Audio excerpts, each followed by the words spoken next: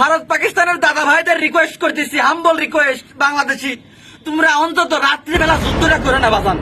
রাত্রিবেলা যুদ্ধটা বিরতি রাখো, দিনের বেলা তোমরা যা ইচ্ছা করে সমস্যা নেই, কিন্তু রাত্রিবেলা যুদ্ধটা বিরতি রাখতে হবে। কারণ কি, রাত্রিবেলা ঘুমাসার টাইম, এতদিন তো তোমরা ঘুমাইসে আইসে এই যুদ্ধ করে যাও, যুদ্ধের সময় মনে করো এই যুদ্ধ করতে যাও, ঘুমের ঘরে যদি ভুল করে একটা মিসাইল এরকম কষে চলে যায়, সরাসরি বাংলাদেশে এসে পড়বি, তাহলে পরে কি অবস্থা হবে আমার কত? আমার তখন টেনশনে ফেলা দিলে আমি কেবল একটু ঘুমাই ফিরে যাবো। ওরা মাথার মধ্যে চান দুটি করে ওরা রাত্রিবেলা যুদ্ধ করে, যে ভারতের দাদা ওদের বিশেষ করে বলছি, তোমরা রাত্রেবেলা তো চুরি মানে চোর যেভাবে রাত্রে চুরি করতে হবে সেরকম করে রাত্রে হামলা করো।